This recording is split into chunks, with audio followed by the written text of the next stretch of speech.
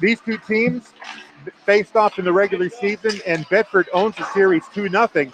The first game was a 2-1 overtime win, the second one a 6-3 blowout. But in both games, the Trinity Pioneers struck first and put Bedford behind the 8 ball. So this is a game that still could go either way despite the 2-0 series lead for the Bulldogs. Both teams are facing the bracket with Central and West in the other part of the bracket, and the mighty Exeter Blue Hawks. The winner of this team will take on the winner of that game being played today. More than likely an Exeter win, heavily favored in that contest. We're going to be waiting to see the opening lineups here in just a moment. The team's just finishing up their warm-ups. In other tournament action last night in Bedford, the Central Little Green women's basketball team and the Memorial Crusaders faced off in their opening round with the opportunity to face Bedford on Friday. That game went to overtime with the Crusaders prevailing. So be sure to tune in to Bedford 105.1 and BCTV 23 and 1072. We'll bring you the action live from Bedford High Gymnasium between the Crusaders and the Bulldogs in girls basketball in the second round of the NHIAA Division I playoffs. The boys team, by the way, they were victorious over Central on Monday. Their next game coming up against 2-seed Goffstown. That's going to be tomorrow night, and we're hoping to bring you that broadcast. It's going to be at Goffstown Gym, so we're going to be reliant on the Goffstown TV channel to bring us that contest. We hope we'll be able to do that for you. And the opening lineups here are about to be announced between these two teams. Pretty good crowd here. Somewhat distanced, socially distanced here, but JFK Arena allowing parents and friends and family to attend these games, which is nice. And if you can't be here, if you're at work, we hope you're enjoying our broadcast. Now let's meet both starting lineups. First, for Trinity, defense, number 21, Will Brower. And we've got the first defenseman announced for Trinity. It's going to be Will Brower, number 21. Number 2, Mike Evans. Number 20, Anthony DeZillo. Number 17, Tyler Peltek. Number 28, Quinn Booth. And Lubelchek, Braden Lubelchek is going to be the starting keeper in goal. For Bedford, it's going to be Arhat Vadia on defense starting out. His partner, Tim Purcell, number 24. Brady Burke, number 10. And number 19, Owen Roberto. And number 37, Brendan Thornton, is the finisher of that 5. And starting in goal will be Shea Guimont for Bedford. We're going to take a moment right now for the national anthem, and we'll be right back with the call of the game. Stand by.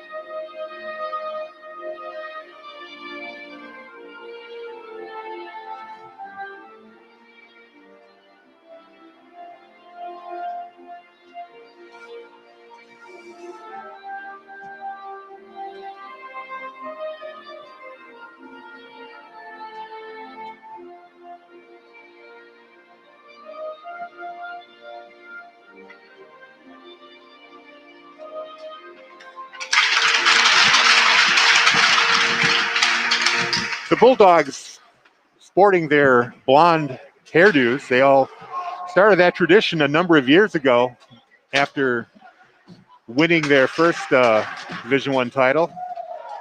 Boys decided as a playoff tradition they would bleach their hair, and they've done that again this year.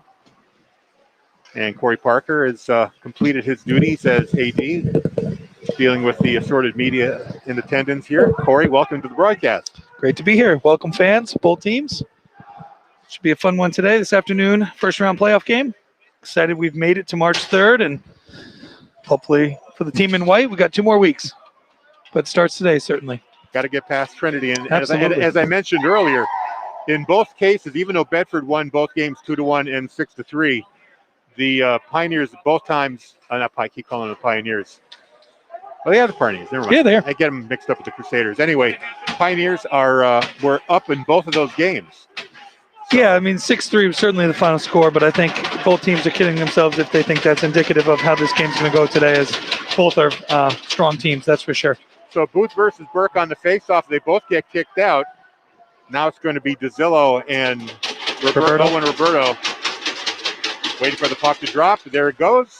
Puck is still loose mid-ice. Finally chipped into the Trinity end and picked up by Jordan Joyle. He backhands the puck all the way into the Bedford end where Shea Guimont tees it up. It goes up the board and it's loose in the slot. Tim Purcell picks up the loose puck, tries to fire it off the board. Good forecheck here by the Pioneers. Vadia gets taken down. Burke with the puck, tries to get it up the board to Thornton. And he turned it over. Here's a shot by Booth. Another rebound after the puck hit a leg. Back to the point. Saltzman fires it from the point, and it goes off a stick and out of play. We'll get a whistle here at 14:19 of the first.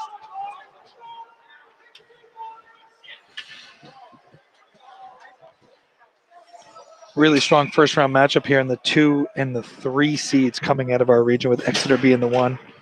Off the face-off, the shot from the point there by Hopkin goes wide. Now off the board, it's chipped into the neutral zone. Brought back in by Gaudio. He fires it down low, and Guimont decides to put a glove on it, get another whistle. Again, special thanks to JFK and Parks and Rec of Manchester providing a home for us today, as we were able to accommodate 2 fans for both teams for this playoff game. Off the face-off, fired in. Gaudio's shot hit the body into the corner. It's a backhand there by La Rochelle. That goes off a few legs and goes to the other side of the rink. Long lead pass up to Quinlan Kerr is going to be called. Was it whistled? Yes, it was. One official said it was onside. I think they're calling it a 2-line pass. Yeah, I believe so. Didn't hear 2 whistles there, but certainly the trail official was pretty confident with the call as he made it right away. Well, the official that was standing right at the blue line allowed the play to go on. I think he said it was onside, but I think the 2-line pass rule might still be in effect here in the NHIAA. So off the face-off, it goes to the point, and Will Brower gets it behind the net. O'Connor meets it there. Boss holds it in. Luke Moores tries to clear the zone. Here comes Bedford finally. To Bonneville, his shot hit the leg, and it's picked up by Boss. He gets it out of the zone. Sends it up to LaVenture. And now into the Bedford end. It's taken over. Andrew Johnson gets checked off the puck. O'Connor takes it in. De Bonneville fighting with it with LaVenture. Now finally, it's number 20, Logan Plant in the corner. He backhands it to De Bonneville. Oh, a centering pass for Arhad Vadia. Misses everything. Goes all the way down. No icing here. Yeah. Purcell back to Vadia. Purcell takes the hit there behind the net. Trinity holding the puck in. Now finally into the neutral zone. Here's Purcell. Oh, he's a little out of sync there with his partner. Puts it behind Vadia. He had to go back and get it. In the neutral zone, Trinity with it again. And now Owen Roberto chips it into the Trinity end. Thornton fighting for possession into the corner. He gets ridden off the puck. Booth is there. Booth hits Burke. Back down low behind the net. Tate Flint. He takes down Roberto there with a check. Flint tries to send it up the board. Vadia holds it in. Cross ice to Purcell. His fired shot chipped away by Roberto and goes out of play. Little deflection attempt there. Sent it off the surface of the ice, and we'll get a whistle in the Trinity end with 12:08 to go here in the first period. No score. Yeah, you got to believe Bedford's hoping to get one past the goalie early. They had a final tune-up on Saturday versus a strong Waste River team. Outshot them 48-16, and unfortunately went away with the 2-1 loss. So a lot of opportunities on goal. Hopefully they can capitalize early here. Now held in by Derek Greer. Will Brower plays it behind the net. He's got Kerr on him. And now Aiden Palmater sends it up to number 27, Gaudio. It's turned over in the neutral zone. Fired right back in there by Kerr. Behind the net, Brandon Boss takes it. But it once again held at the blue line by Bedford. And a shot. Oh, did it go in? They're going to say it went in and hit the inside of the post. It is in the net. Barely. But it's a goal. Dalton Roberto with a shot that clinked off the post and barely crossed the red line, the goal line. I know it fooled Braden Lubelchik, the Trinity goalkeeper. And for the first time in the 3 times they've played, the Bulldogs take the opening lead here, 1-0. Yep, referee right on it. Made the call right away. No hesitation there, so. Held in there again by Bedford. Here's Roberto, our recent goal scorer. He tries to center it, goes back to Purcell. His shot, a rebound by Roberto. He just misses it. Fans on the shot. Gaudio tries to clear it out into the center ice area where Purcell plays it. He has to take a hit. A lot of physical play here today. Finally chipped right back into the Trinity end. Roberto chasing it down there. He's got Flint on him. He turns it on. Here's a centering pass. Burke fanned on the shot. He was set up beautifully. Couldn't get the shot away. And now here comes Saltzman for Trinity, being rid off the puck by Vadia. Centering pass goes all the way to the point. Ooh. It stops right in front of Guimond. He was able to sweep it away. That shot by Cole Popkin from the point, by the way. And now Bedford takes over, carrying it out of the zone. Cross-ice pass too far for Roberto. Bedford decides to make a change. They're going to call this an icing anyway. And it'll come back into the Bedford end. 10:30 here in the first period remaining, and Bedford up 1-0 on a goal by Owen Roberto. Or no, sorry, Dalton Roberto. Yep, younger brother got that one. A lot of Robertos. Understandable on that one. Off the face-off. Dalton Roberto backhands it up the wall. And now DeBonville has a huge hit right there. They're really laying the lumber tonight here. Down the far wall. Dalton Roberto played off the puck. Another attempt here. Now finally the officials are going to call a penalty here. This is going to be Quinn Booth going into the box for an elbow. Tried to hit Dalton Roberto with the elbow up high, and that's going to cost him 2 minutes in the box. So Trinity definitely coming out physical, trying to make Bedford think a little bit about playing the puck. Kind of looking over their shoulder every time. But I think this Bedford team is experienced enough to know to kind of shake that intimidation off. Yeah, certainly you hope the physicality of the game doesn't take over your style of game. And Bedford, not a physical team, but more of a finesse team with a lot of skill. Hopefully they can play within themselves and take advantage of this man down. Bulldogs win the faceoff and control it. Here's Kerr back up top to Greer. His shot from the point from Lubelchik. Gets it on the inside. He wasn't sure where it was, but it was right in his breadbasket. Makes the save. And we'll get another whistle here. This time the face-off to the right of Lubelchik. It's going to be Burke against Aiden Palmater. Puck is loose in the circle. Kerr comes up with it. He's in the slot, takes a shot, and it hits the stick of Will Brower. It goes out of play. We get another whistle. Again, putting a lot of pressure on Brower in net, which I think, or excuse me, Lubelchik in net, which I think is a good strategy right now for Bedford. Face off again to the right of Lubelchik. Goes to the wall.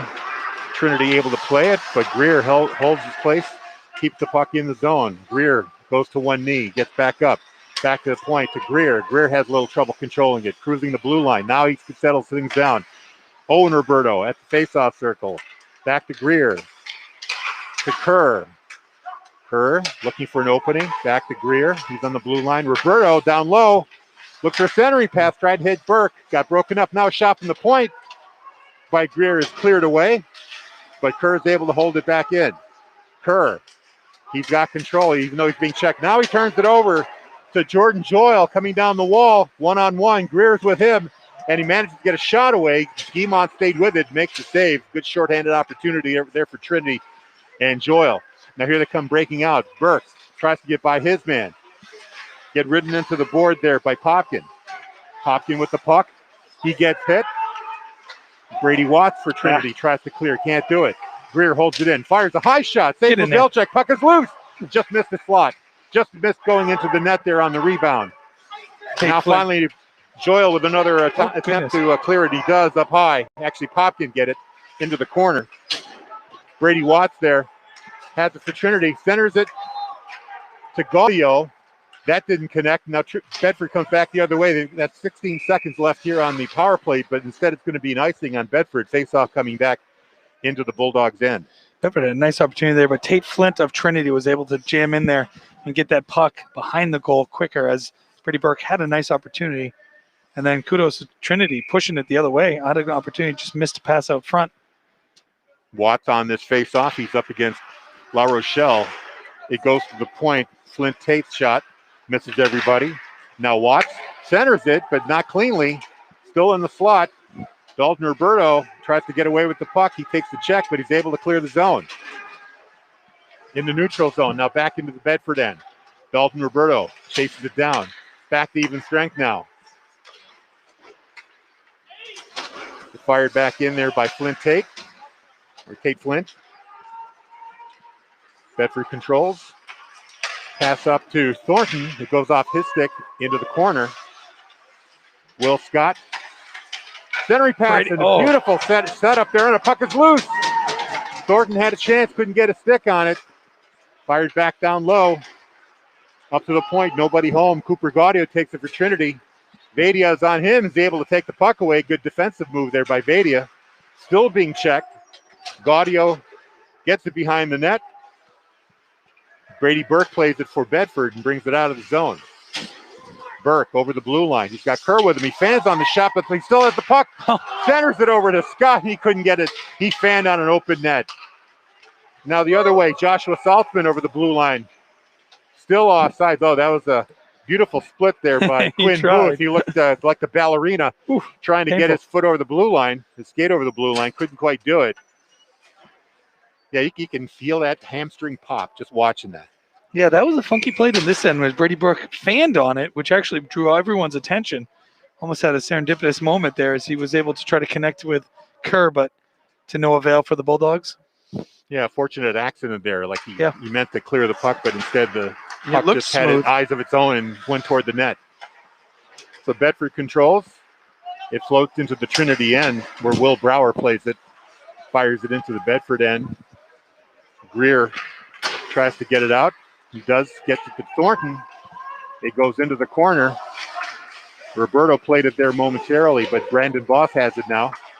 His partner didn't see the pass. Fired right back in by Bedford. De Bonville fighting for it in the corner. Roberto comes away with it. Thornton behind the net. He's got some room to operate. Centering pass for Greer. Greer just holds it in.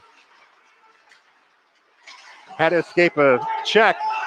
Managed to keep it in momentarily, but now cleared out of the zone all the way down. Will this be an icing? Nope, they're going to say contact was made. Play goes on. Now Quinn Booth is able to hold it in. He can't get it to his man. Bedford comes back the other way. Here's a shot by Johnson. It hits Joyle on the leg, or Tate Flint, and it just rolls to Lubelchik, who will hold it for a whistle here. 6:03 left here in the first period.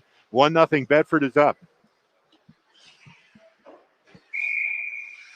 Now we got Logan DeVonville on this face-off with Palmater. Bedford controls. Back down low to Johnson. Flint tries to clear it out the other way. Brady Watts gets out of the zone. Fired back in there. It's offside. Bedford has to clear it up. Now Brady Watts carrying over the line. And a shot on net. Cooper Gaudio. And the Guimont was there with the save. Yeah, dangerous situation there. Is nobody was really going after the puck as Gaudio was able to skate in, and they had numbers. Fortunately for Shea, he shot from 25 feet instead of 5. Now Palmater on the faceoff. He leaves it there for Watts. Goes behind the net. Wraparound attempt. That goes right through the crease, but Guimont had his pad in place, so no danger there. Along the blue line, it's going to be an over and back offside whistle coming up. Bedford a little lucky here early, as there's been some blue shirts right in front that have not been matched up on, and fortunately for Bedford, Trinity unable to make some of those passes early here. Trinity controls up the faceoff with Brady Watts getting the puck over to Gaudio. He backhands it into the Bedford zone. O'Connor makes it. Luke Morris on the other corner. There's a turnover. Fired right at the net by Gaudio. Now Bedford breaks out. 2-on-2. Here's Scott. Stands on it. Makes the save. Lebelchik didn't quite see it, but it hit him in the pad. Now Trinity breaks out. Puck is rolling toward Guimont. Will Scott gets there first and carries it out safely for Bedford. Will Scott over the red line into Trinity territory with the snapshot that is gloved by Lubelchik. Will get a whistle. That's the second time that Scott kind of fanned on the play. And the second time the puck just kept rolling toward the net, giving him a second chance. Yeah, uncharacteristic of Bedford, but nonetheless, shot on goal is not a bad thing here. Get a zone face-off. Now Burke on the face-off. It goes into the corner. 2 players going down, Roberto and Brower. Now Saltzman picks it up and carries it out of the zone. He's being harassed by Roberto. Bedford getting a little physical now too. Burke, cross-ice pass to Thornton, goes off his stick, chases after it, but he loses the race to Brandon Boss. Boss gets it to Will Brower, tries to clear the zone. Now Burke gets the puck back in the corner, getting harassed. Being tied up, still tied up along the board. Now more players joining the party. Finally squirts loose, and it goes to the point. Vadia, one more, slows the puck down, takes a weak shot, gets it down low to Roberto. His shot goes through the crease. Back to Roberto now. Up to Vadia at the blue line. Hits a leg. Thornton tries to get it inside into the slot. It's cleared away. Saltzman now with Will Brower. They get out of zone. Brower, 1-on-1. He overskates the puck, and Bedford knocks it back into the neutral zone. Cole Popkin. He tries to clear the zone, has to do it twice. Now he brings it into the Bedford zone. Popkin down the wall, goes into the corner where Vadia meets him. Scrum in the corner. Puck finally squirts loose. Booth sends it into the other corner. DeZillo in the other corner. Big scrum along the near wall. Now to the point to Flint. Tries to center it. Bedford ties it up. Now Thornton chips it out. And the Bulldogs have some time to make a change. Note they're going to say it's an icing, but they get fresh troops on the ice anyway. 3:04 to go here. 1-0 with the Bulldogs up. Yeah, interesting flip there. I thought he had some room to dump it once he crossed the blue to get a clean shift change, but nonetheless, icing's the call. Now Quinn Booth up against the Bonneville. DeZillo takes a shot, saved by Guimont. Now at the other point, Popkin's shot is blocked. It's able to be cleared out. Popkin has to race against Johnson to get to the puck. Johnson gets there. Nice job. Leaves it there. It rolls right to the goal. Now fired back in. And out comes Booth with the puck for Trinity. Into the Bedford end. His shot. Nice save there by Guimont. Fired back behind the net. Booth, centering pass. Puck is loose in the slot. Cleared away. Flint from the point. High shot. Gloved away by Guimont. Another clearing attempt. This is going to be an icing. And it is. So with 2:19 to go, the faceoff goes back into the Bedford end as they lead 1-0. Boy, playing that one back on looking at it now, that puck trickled right in front of Guimont, who was working side to side, following it behind the net. Bedford fortunate there. They weren't able to get a Trinity player on it. Off the faceoff, Moore is up the wall. Gets it to Kerr. He can't control it. And an offside pass for Will Scott will bring about a whistle.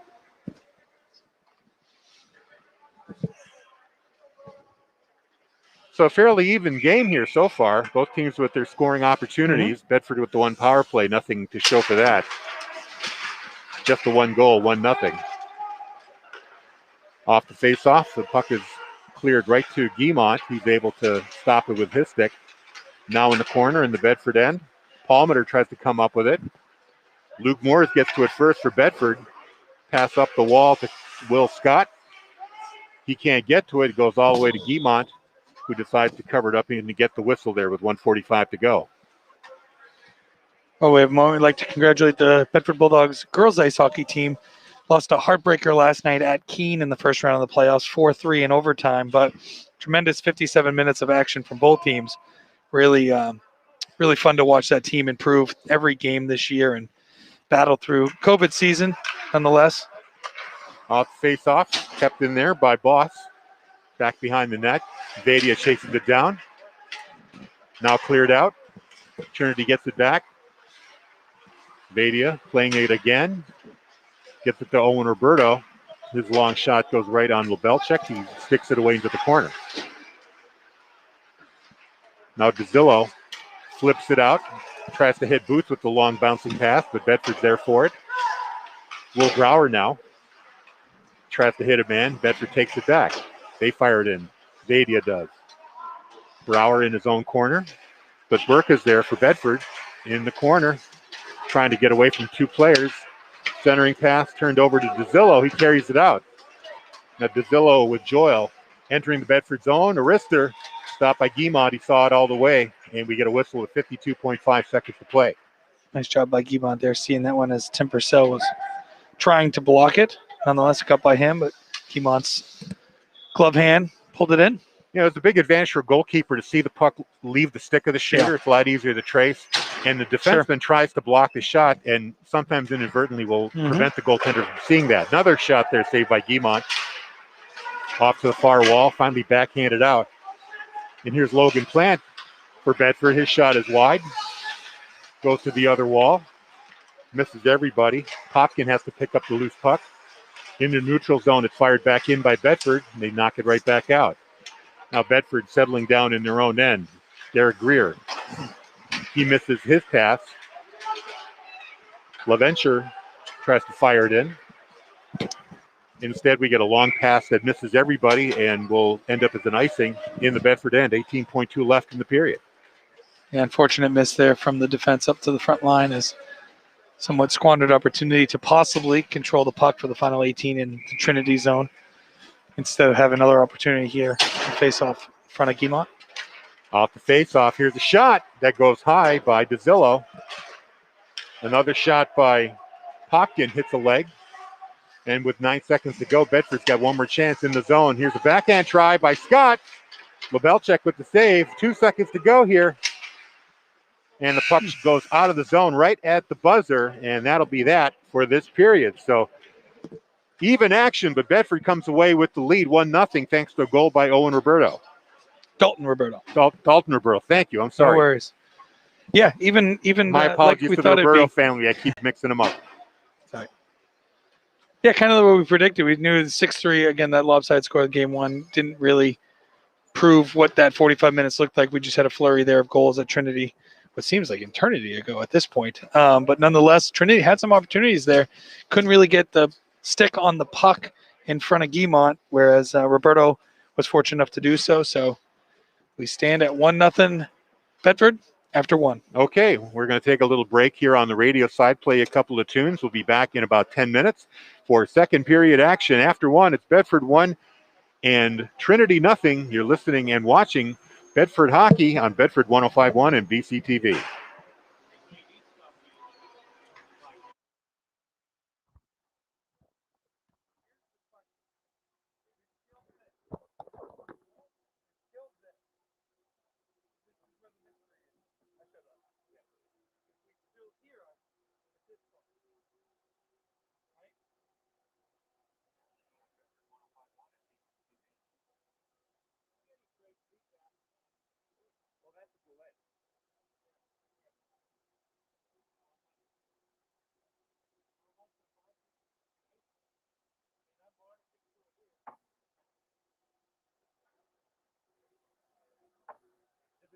20 seconds behind?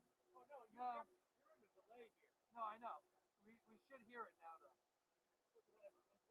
No. Good. Maybe we didn't shut it off that time. Okay. Because I would have. No, I know what you're saying. You're talking about. Yeah, we kept having feedback. And by the way, there is a little problem with this because we tested it. You weren't with us the last time we went out here. We had we turned all our volume off. And everything was set up inside. For whatever reason, I just get one little pop. Other than this, it must have been the external. The mic on the camera. Even though it's set for external input, which it is, still picking up. For whatever reason, light, very light. You can feel it. So that's done, right? Here I have no Nothing coming out? We're good. first time in years.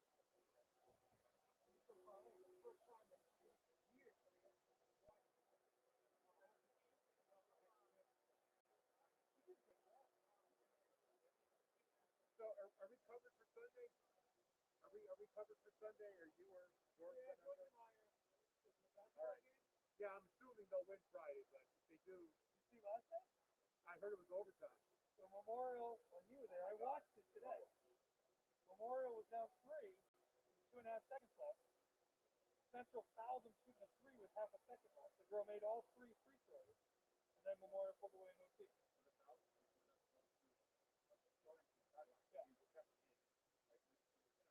Oh, that's it down? Yeah. That's not good. I didn't look at that. Well, you couldn't see that. Yeah. What kind of use their mouth because they couldn't host campus. So we offered here in this city, we offered to host everything. We did really funny. We had Central Fair plans too. So one person kind of like, come on, I'm supposed to get the game, kind of looking up, and I said, are you kidding? You can get up and walk up. He goes, no, I'm just going to Florida. I said, there was a timeout. Well, if you do, then we could judge. We put the camera right on, and he's waving all signs in the block. And she kept telling us after, I can't think you guys are so, I can't, we had a blast with it. There wasn't many Central people there. Well, we had a few. That's good. But they haven't been able to go to any games all year. They were like, either the parents can't do it, Manchester wasn't allowing parents or anything. So, I like how my sister and brother-in-law, who was a top never wanted to get the game. When I told them, Manchester school, and then we got a football schedule in, we got everything in, we can stream and everything. Yeah, I'm still trying to figure out what's good. So far, so good. There's the stuff. Yeah,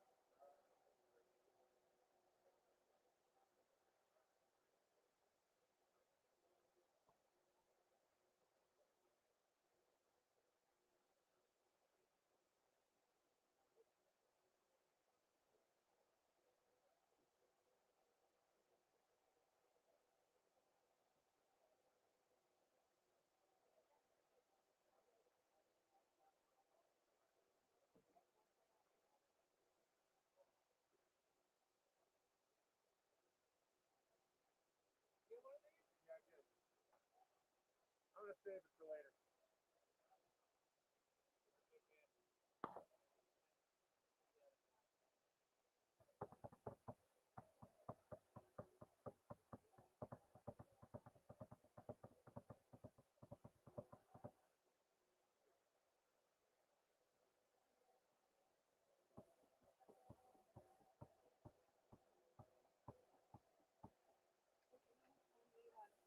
On Trinity. Twin Booth.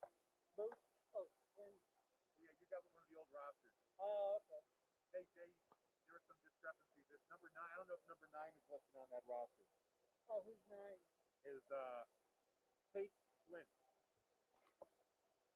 FL Flynn? Like Flint. Oh, Flynn. Like Flintlock. That's awesome. Thank you. It's so hard, but Oh, I know. I was in your shoes too, remember? yeah, I know. It's a nightmare. That's the one thing that you need to miss.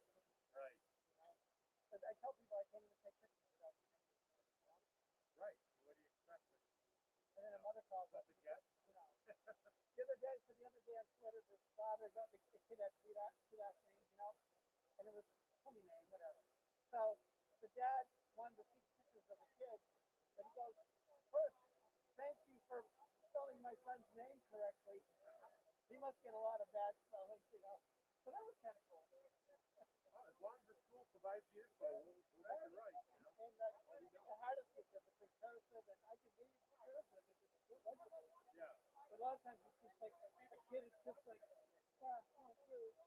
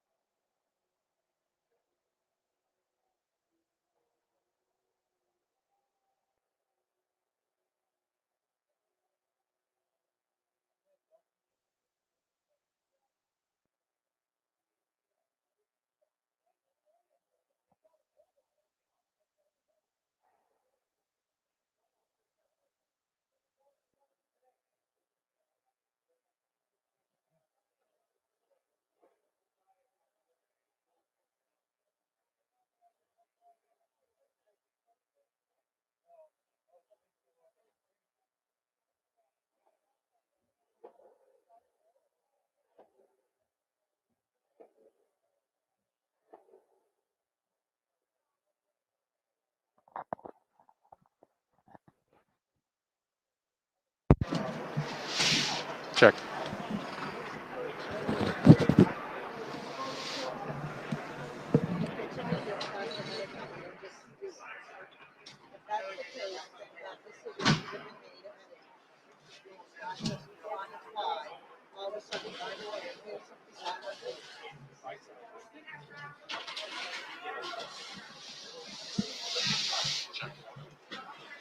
Bedford 1, Trinity nothing here at JFK Arena after one period. Goal by Dalton Roberto is the difference so far.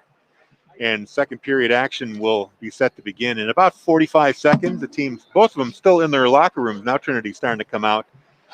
Bedford should be emerging momentarily as well. Pretty even game, scoring chances on both sides. Corey Parker back here just talking about the game, very even so far. Yeah, very much back and forth. I think probably Trinity had just as many opportunities as Bedford did there, and Bedford capitalized on one of them, that's for sure, sneaking it by Lebelzik and net by Dalton Roberto, which I believe is his second of the season. And that really just got by Lebelzik. I mean, it hit the post and traveled on the inside along the red line, barely crossing over, but the officials right there saw the puck in the net and credited the goal to Bedford. As we alluded to, this is the preliminary round of the NHIAA tournament. Open bracket this year. Everyone made the playoffs. COVID exceptions, as not everyone played the same amount of games. And so this is the 2-3 matchup in the Region 3 with Exeter hosting Manchester Central today. Is that going on right now or is that tonight? I believe it's a 4 o'clock start based on what the NHI is saying. At the rinks of Exeter, I believe. That is correct. Yep, home ice for Exeter, and the winner of this game will travel to Exeter if Exeter is victorious today. If Central pulls the upset, the winner of this game will host Central on Saturday. Trinity, their home ice is the same as Bedford. They play at St. A's. Sullivan, yep. But since St. A's is not available right now, does that mean the game comes here to JFK? That is to be determined.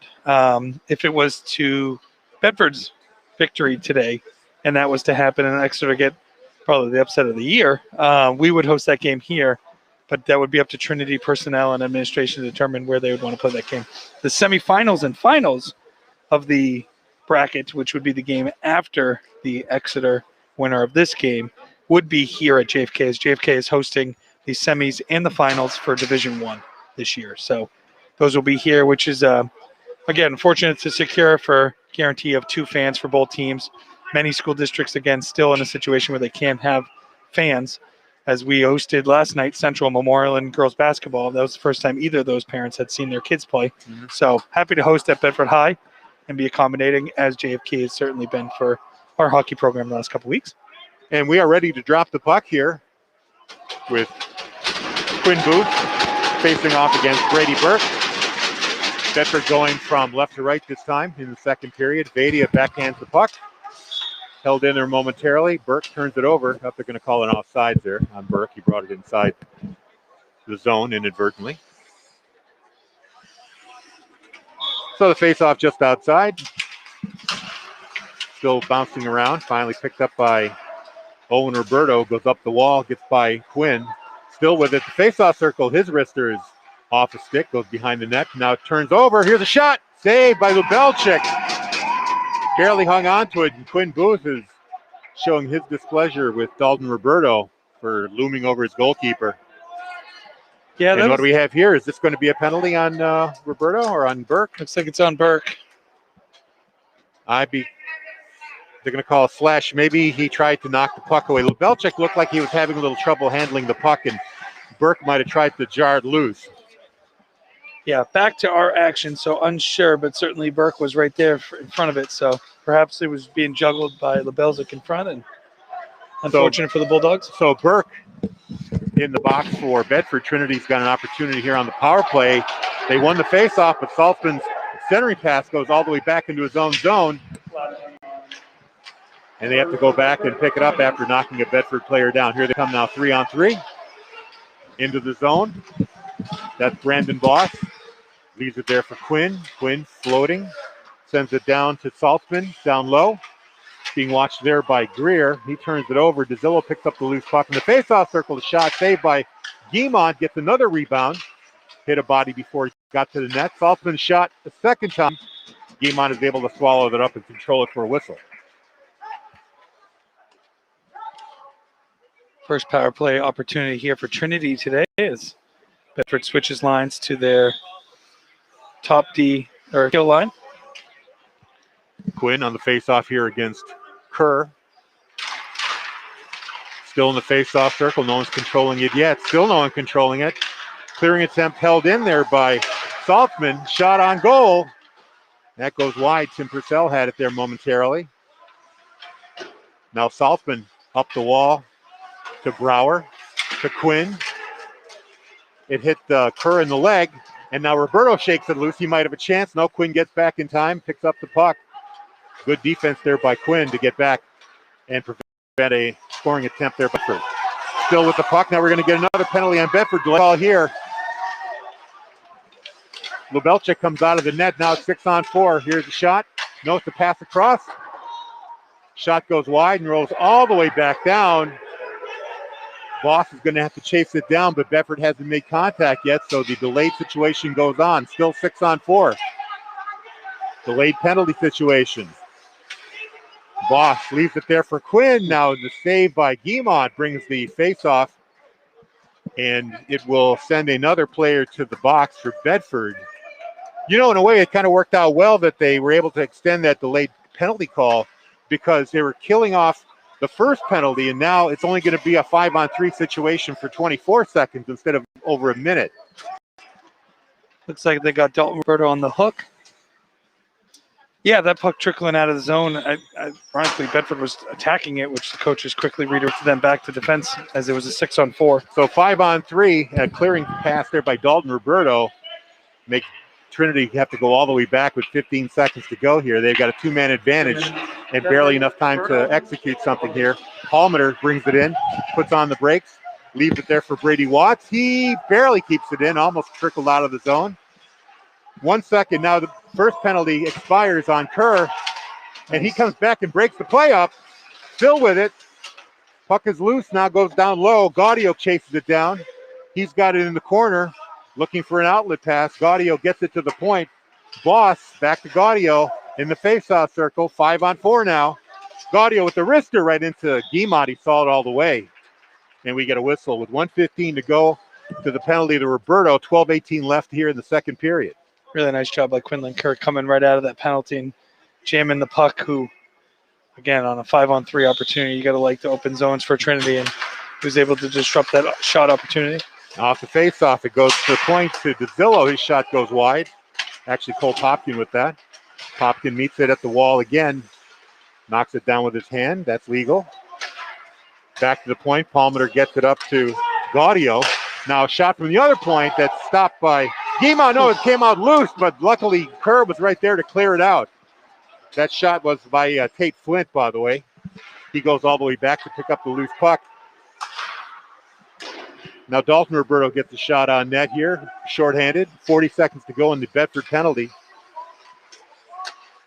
Popkin ships it into the Bedford zone, into the corner. Dalton Roberto plays it. Sends it across now. Brady Watts. He's being watched there by Greer. He gets taken down. Palmer with it to the point to Joyle. Joyle's wrister stopped again by Guimont. He's seeing everything. We get a whistle here. 19 seconds left on the Owen Roberto penalty and 11:22 left in the period. Bedford still up 1-0.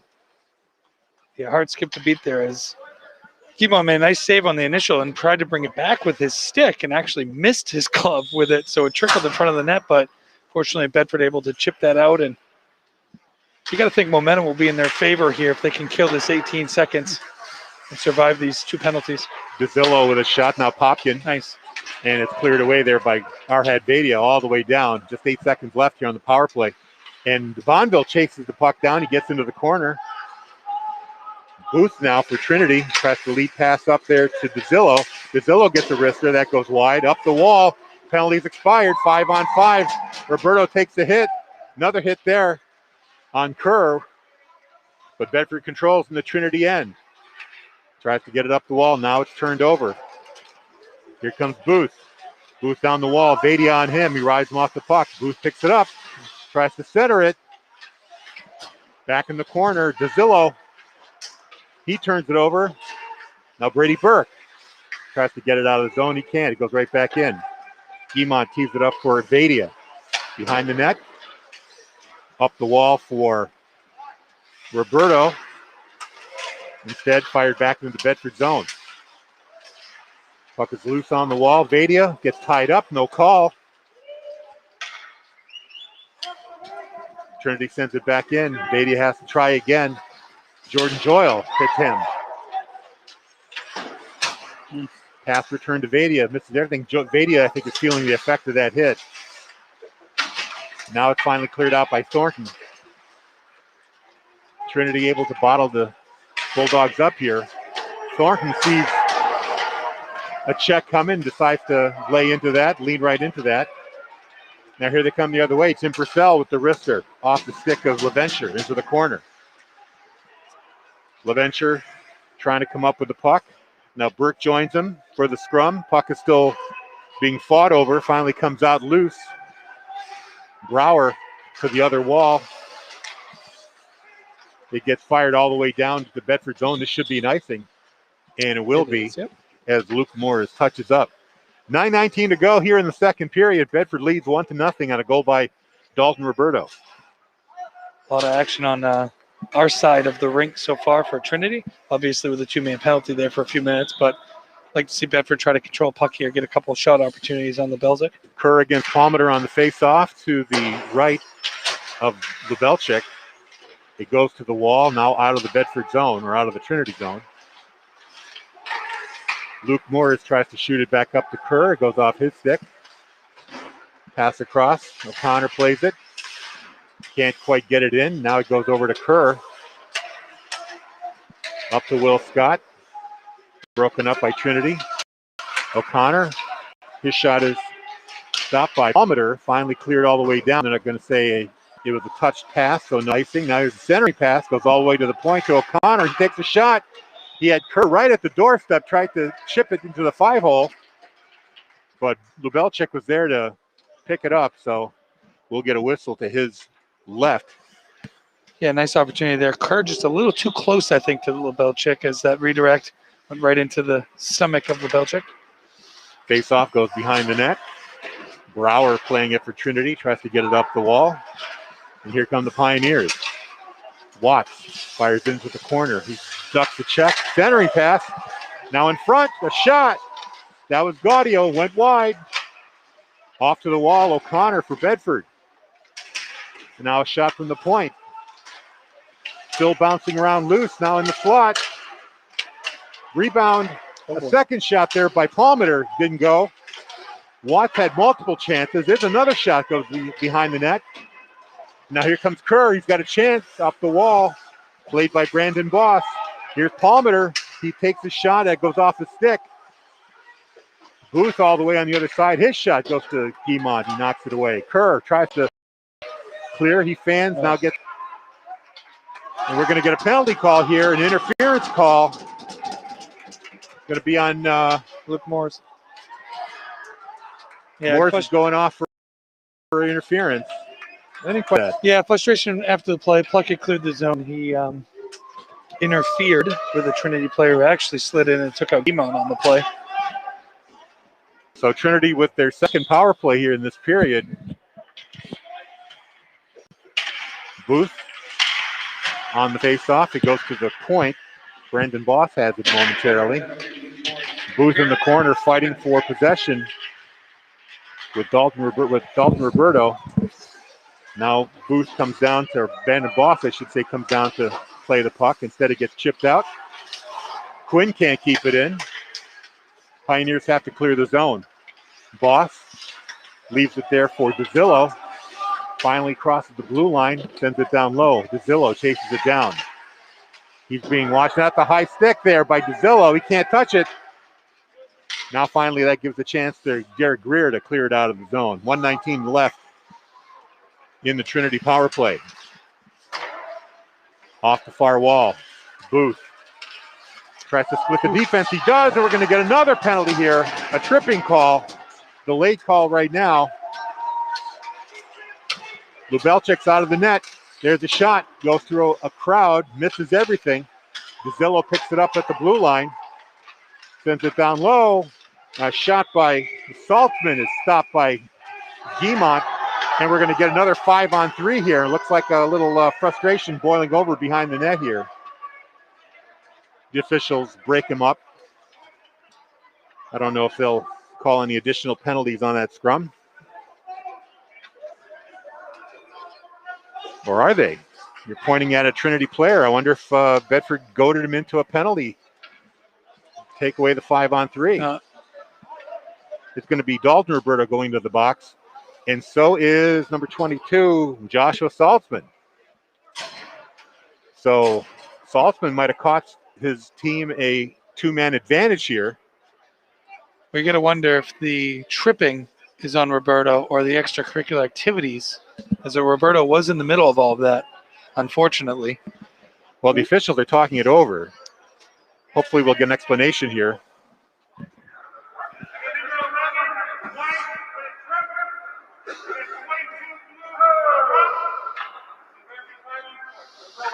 And that's exactly what happened. Yep. 22 Saltzman got a roughing call out of that scrum. Dalton Roberto is going to serve the tripping call, which would have given him a 2-man advantage. Instead, it's going to be a 4-on-3 power play, just a 1-man advantage for Trinity.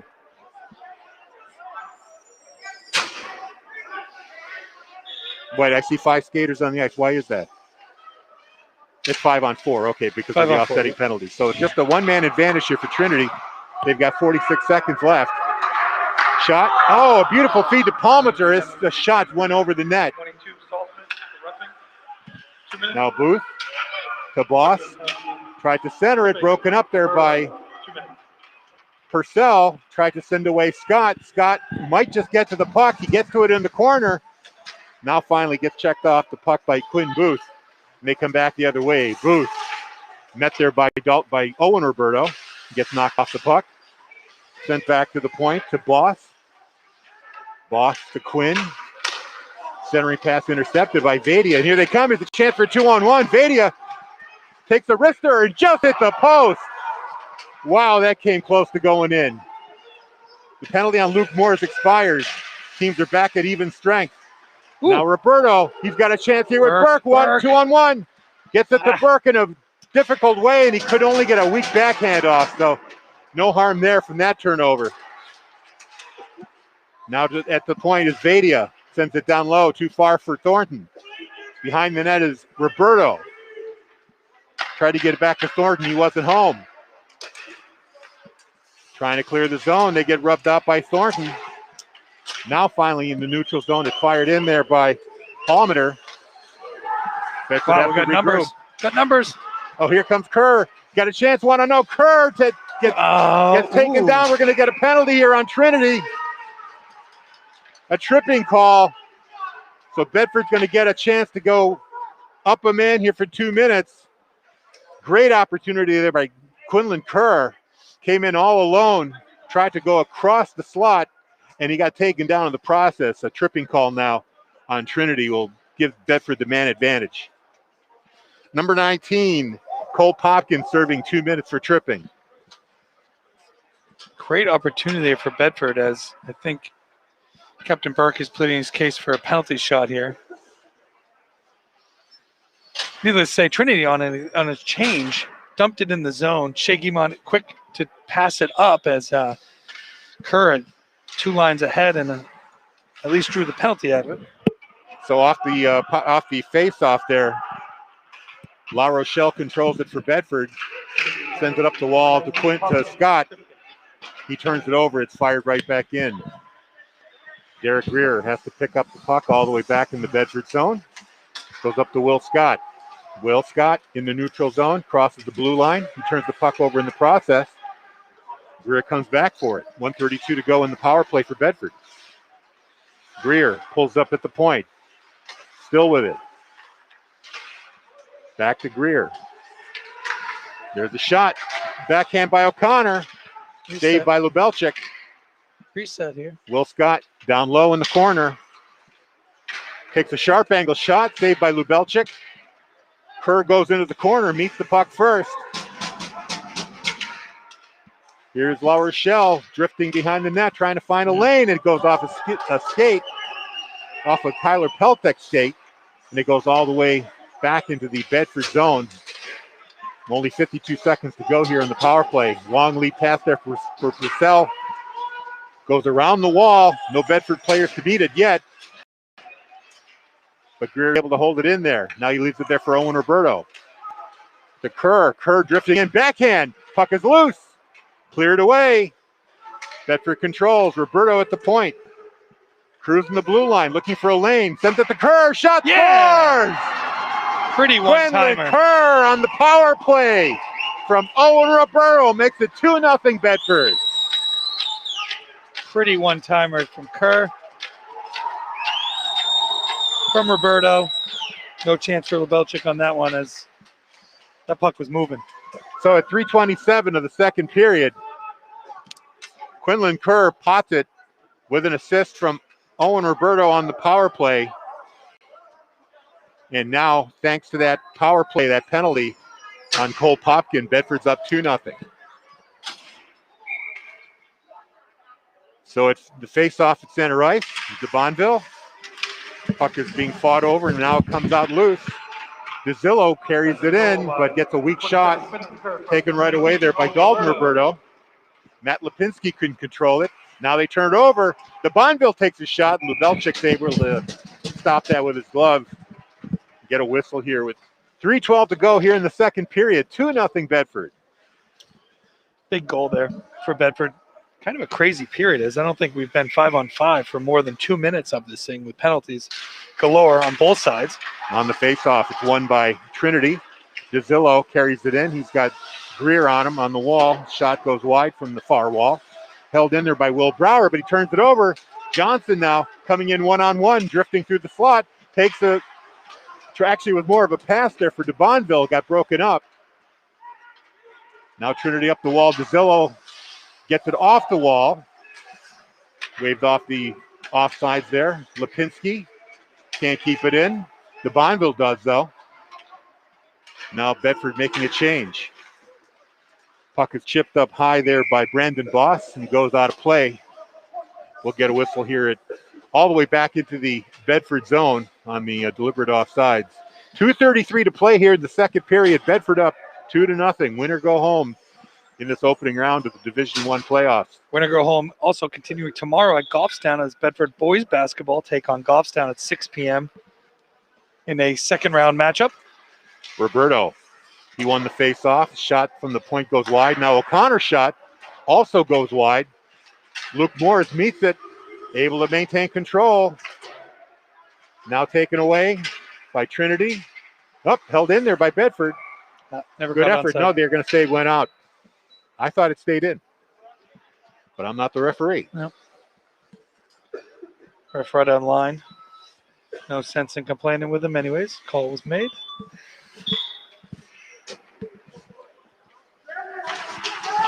So 2:14 left here in the period. Off the face-off in the neutral zone.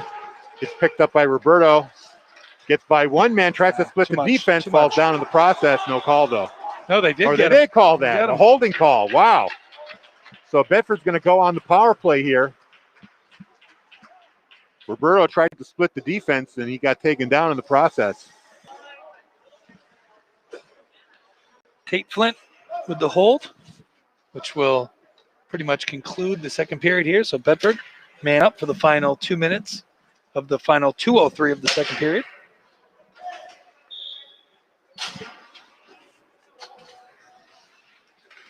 So the face-off is to the right of Lebelchik. It's going to be number 10, Brady Burke, taking it, and he's able to control it. Greer at the point. Kerr on the wall. Tries to get away from his check from Booth. He does. Oh, we get a high. What is this? Another penalty? Or a high stick call? No, it's going to erase the power play here because the Bedford player is going to go off for a high stick. It's going to be Tim Purcell serving two. So now we're going to have a 4-on-4 situation for the next minute and 54. Well, that wasn't smart. No unnecessary penalty there. Very Erase the power uncharacteristic play. of Bedford is I think that's their 6th penalty. It's never a good sign.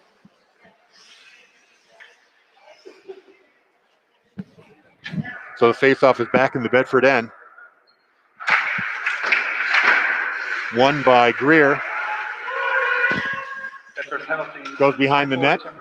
Clears it up. 2 minutes. Kerr has it one-on-one on the blue line. Now he gets it to Roberto. He can't get by his man. Brother Dalton Roberto now feeds it to Owen. Owen drifting around. He's got more room out there 4-on-4. Leaves it for Greer. takes a shot, bounces up in the air. Lubelczyk didn't see it, but when it finally came down on the ground, he was able to get his glove on, and we get a whistle here. So 126 left in the 4-on-4. 128 left in the second period. Bedford up 2-0. Kerr wins the faceoff, drops it back to Dalton Roberto, takes a shot, kicked away by Lubelczyk. Kerr goes into the corner, knocked over by two Trinity players. Now coming loose is Gaudio, but he loses his stick, and he says it was knocked out of his hand with a slash. Looks at the official. The officials ignore him. Now here comes Bedford back, 2-on-2. Kerr got Roberto with him. Kerr's shot kicked away by Lubelczyk in the corner. Roberto gets it. Now up the wall. Greer goes up to meet it. He's able to hold it in. Greer still with it. His shot is blocked there by Boss. Popkin tries to check Kerr off the puck. Instead, Roberto gets it to the point to Greer. 42 seconds left in the period. Here's Dalton Roberto's shot. That's a save by Lubelczyk. Puck is loose in the faceoff circle. Held in there by Dalton Roberto at the point. Down low to Owen Roberto. Swept around. Kerr gets to it. 26 seconds to go in the second. Two defenders on him. Roberto comes out to help. Roberto in the faceoff circle tries to get to the puck. He keeps getting pushed away there by Gaudio. Now Gaudio goes behind the net. He's got some room now. 9 seconds left in the period. Gets by one man. Now it's 2-on-2. Gaudio there with Pelletier. His shot hit the leg. 2 seconds left.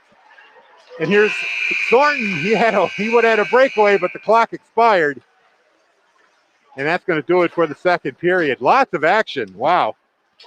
Busy period. Trinity actually had a man advantage there for a few seconds, for about 3 seconds at the end of the period, and there'll be 4 seconds where they'll have a power play, such as it is. Not a lot of time to work with. Yeah, certainly not a lot of flow in that period. Like I said, many teams man up, man down for a lot of that.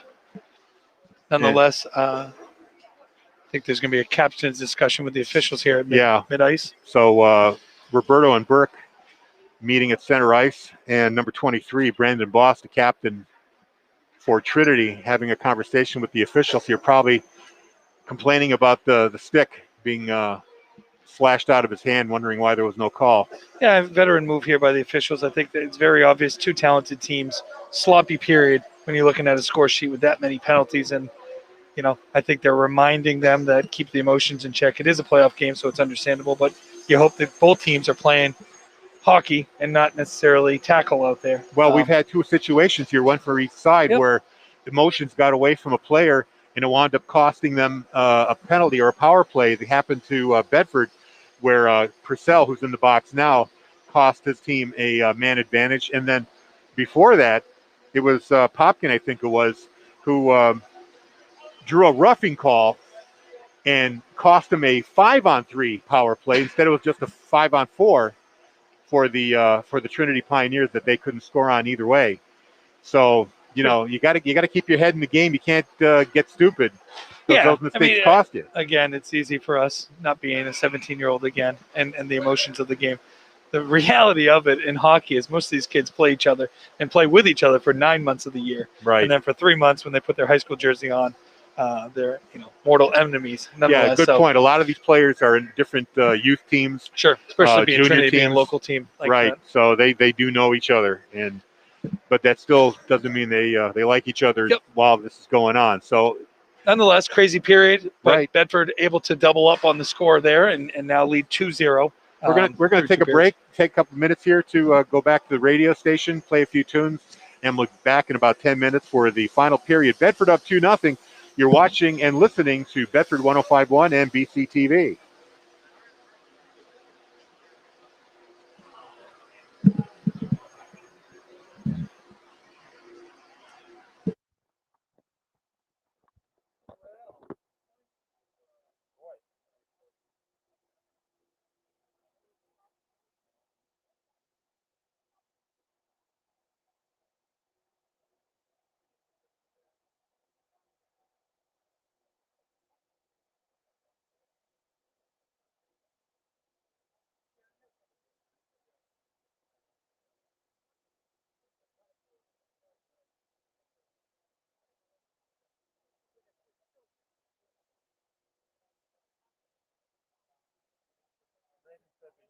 sound good and I sound muffly. I think your material is a better.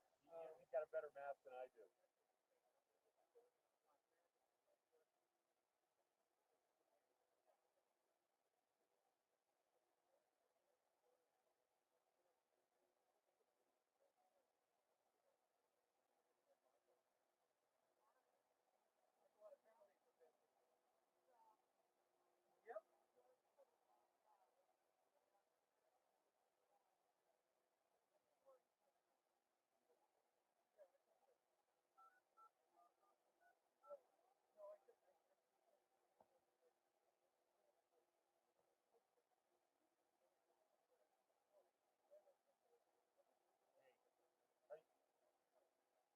Oh, you figured out how to switch to the monitor? Okay, yeah, I was going to say, you got to reach behind. You caught me in the middle of a hockey broadcast. That's all right. I was able to, I had my phone in my pocket, so it's not like the ring came over the ear. All right, so if you're all set, then have fun. I'll see you later.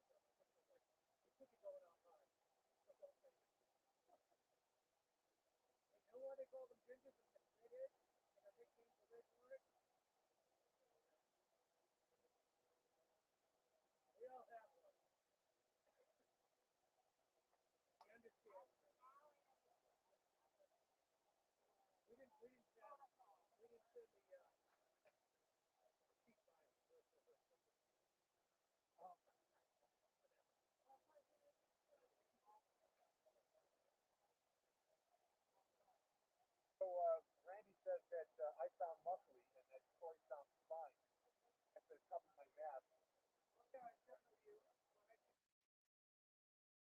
I'm just loud. Got 3 layers. Homemade, and he's got some kind of space age material. This? Yeah. No, this is just like TP. This is like TP surgical Amazon. Yeah, I know. I had. I like these. There's nothing to them. So, Yeah, you don't have a spare, do you? sorry.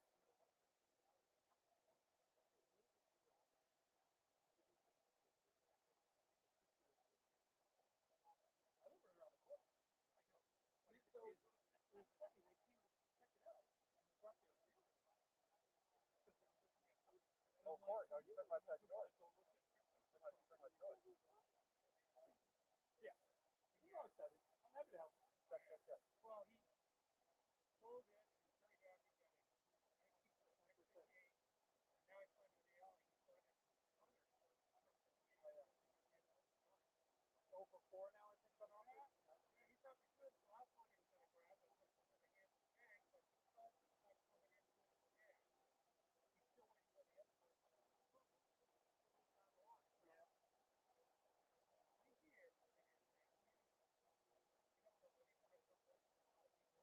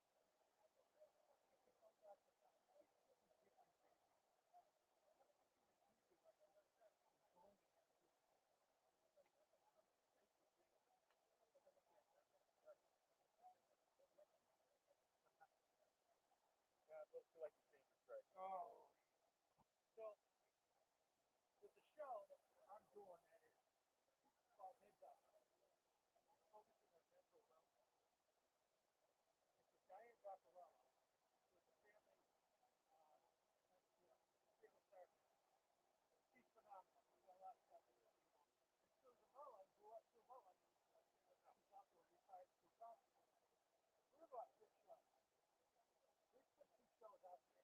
It's so freaking popular. They're getting emails, calls from across the country. Okay. They've got like 8 or 9 lined up. So I said to them, the other people that I'm working with, they're kind of going off on their own. What they're doing is they're uploading themselves to iTunes, whatever. I said, but our radio station has a specific genre of music. We don't have content. And they told me, and they don't mean to on anything. And I'm not suggesting to think about it.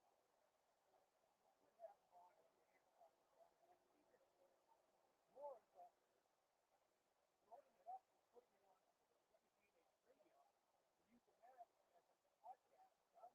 Oh, yeah, I can do that. For people to do that, you know what I'm saying?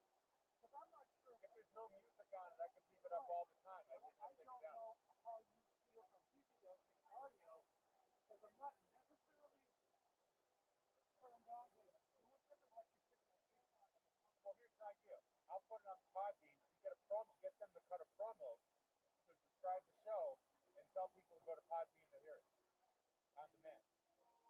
That way, people can listen to it. They can promote it on the air, but you don't necessarily have to take an hour off to run, you know. Just tell me how many like the album. But I'm not suggesting. Well, we can do that. I'll put it on the Podbean page. Especially how podcasts got to get bigger and more popular. Yeah. I'm kind of looking at it as, but you know, when you do podcasts, you get all sorts of but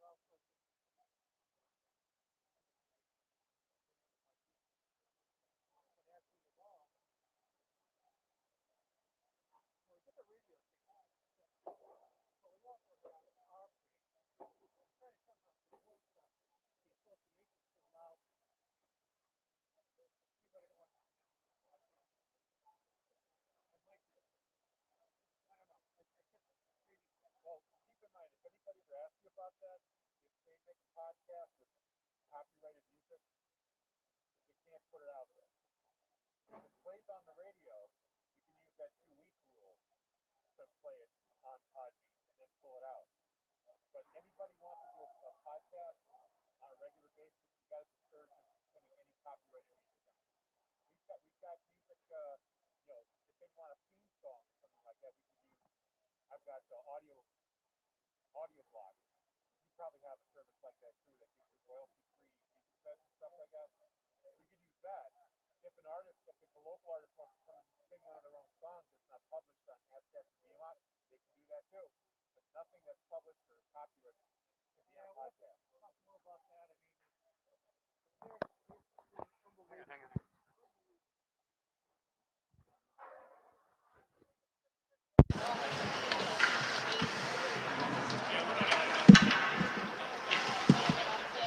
And we're back at JFK Arena for third period action here as the Bulldogs lead 2-0.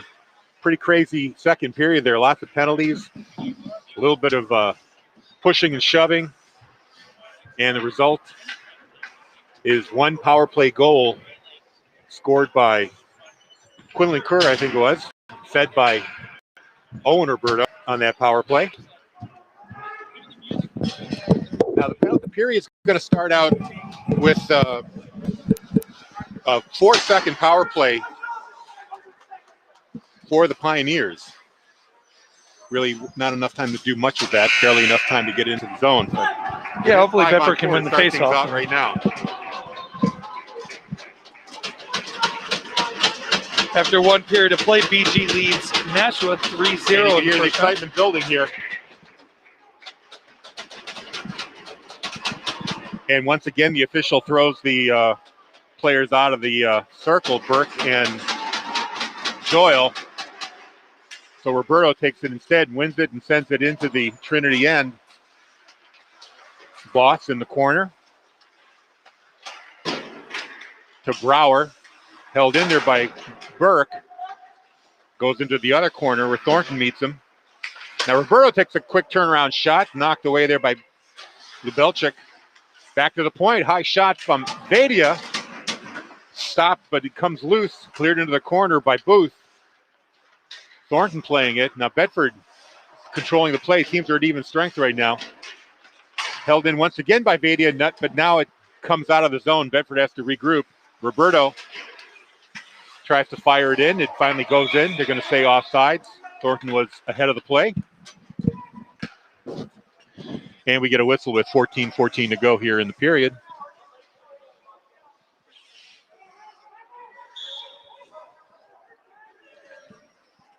A little bit of, looks like Booth might have hurt his hand.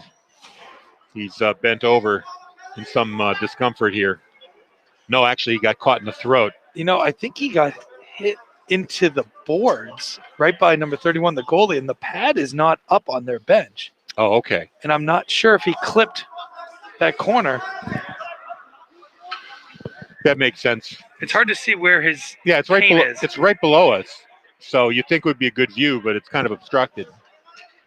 Yeah, I think that Trinity is advocating for that. It was a high stick into the neck area, but And the officials are discussing it, and we'll see what the decision is. Nope, they're going to say no penalty. yeah, It'll stay 5-on-5. ultimately the right call. If you don't see a penalty, you can't assume and call it, as that opens the door. Hopefully the young man's okay. Now play resumes in the corner. Palmater sends it up to Joyle in the Flint. Into the neutral zone, fired back in by Bedford. They have to vacate the zone. Cole Popkin up the board. Too far for Bedford to hold in. But La Rochelle had it momentarily. Now a turnover in the neutral zone. It was offsides. Trinity couldn't capitalize. Now Gaudio takes it for Trinity. Leaves it for Palmater. That shot hits the stick and goes over. Into the corner, Dalton Roberto. Over to Greer. Greer's got some room. Winding up. Gets it up to Will Scott. Kerr stays on side for him. Now Kerr with the puck. La Rochelle tried to get a shot away, but he was harassed. Now it's at the point. The shot goes and hits the side of the net. Kerr behind the net, now wheeling out to the faceoff circle. Palmater's able to clear it out, but can't. Greer takes a shot from the point. Lubelczyk with the save. Knock it into the corner. Kerr leaves it there for Will Scott. He's tied up with Palmater. Now Flint tries to get it up the board. Instead it goes to Dalton Roberto. His wrister hits the body. And Brunt comes out of the zone. Brady Watts sacrificing the body there. Back in the neutral zone is Will Scott. Fired deep. Behind the net, Bedford makes a change. Pass up there for Cam LaVenture. He gets knocked off the puck. Held in at the point is Dalton Roberto. He loses it. Now scrum on the wall. Now DeBondville meets it behind the net. Tries to chip it up to Greer at the point. Greer loses it, goes out of the zone. Bedford firing it back in. Trinity unable to get out of their own zone. Bedford is able to bottle them up. Now they're back in their end. Trying to make a play here. Johnson fires it in. We get another change at the Bedford bench. Boss tries to clear the zone. Logan Plant holds it in. Still along the wall. Now it comes loose to Saltzman. Clears it away, broken up in the neutral zone. Popkin takes the puck. He's got a lane. Brings it into the Bedford zone. Fires a shot. Saved there by Guimont. LaVenture in the corner. He's checked off. Now Peltek taking a hit back there. Goes up to Logan Plant. Takes his time. Brings it up to the blue line. Fires into the Trinity end. Brady Burke tried to center it. Goes off his stick. Held in by Roberto. Shot on goal. And Lubelczyk makes the save. Yeah, Lubelczyk, nice job there. Trinity trying to clear the zone, and Roberto there for the one-timer. So, they say steady hands by the goalie. Now the face-off. Roberto kicks it forward. Nothing comes of it. Now a clearing pass there by DeZillo. Tries to hit his man across the way in the Bedford zone. Booth tries to come up with the puck, and now we'll get a penalty here. Looks like it's going to go on Bedford. Delayed call. Yes, it is. It's going to be a hooking call. So Trinity's going to go on the power play here. I think Booth got taken down by Looks number like 37. Thornton's heading over. Is it Brandon Thornton. Brendan Thornton going into the box? Apologies to our radio listeners. We forgot to turn the music off there. Should be clear now. Now on the power play, Trinity controls. At the point is Boss. Waiting for a lane. Sends it down low. To Palmeter. Back to Boss. His shot saved by Guimont. Falls in front of him. He's able to put a glove on it.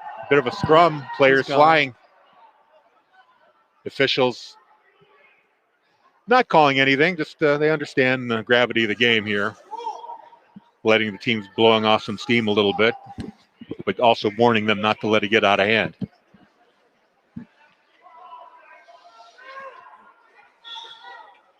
Another face-off to the right of Guimont. Controlled there by Joyle. Leaves it for Boss. Back up the Booth at the blue line. Sends it down to Saltzman. He can control it. Now Bedford breaks it up and sends it all the way down where Lubelczyk has to stick it away. Booth coming back for it. Breaking out of their own zone. Booth for Trinity over the blue line. Gets around Vadia. Takes a shot. Blocked by Guimont. Goes into a corner. Vadia trying to tie the puck up along the wall. Can't hold it down. Booth with it again. Tried to wrap around. Instead has to wheel all the way out to the point. Now Brower's shot.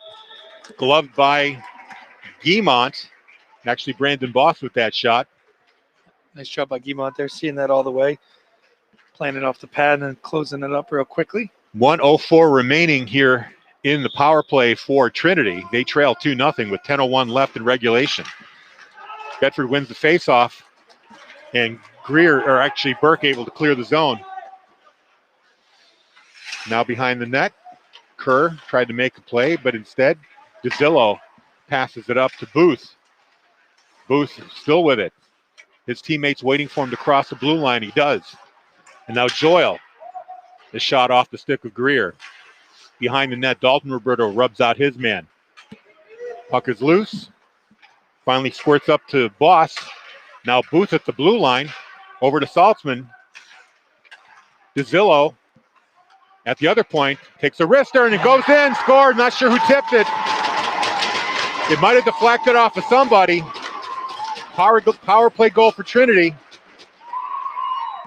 I know DeZillo took the initial shot, and I think it hit somebody's leg on the way in. Not sure if it was a Bedford player or a Trinity player. They're giving it to 20, DeZillo. DeZillo, so it either didn't hit anybody or it went off a Bedford player. So DeZillo cuts the lead to 2-1. 9:21 left in regulation. And that gives the Pioneers some new life. Off the face-off. Popkin fires it into the Bedford end. Greer chases it down. Off the glass. Now here's an opportunity for Thornton coming in all alone. Thornton gets by his man. Backhand. Oh, and the save by Lubelczyk. Now Roberto centering it. Puck in the front of the net.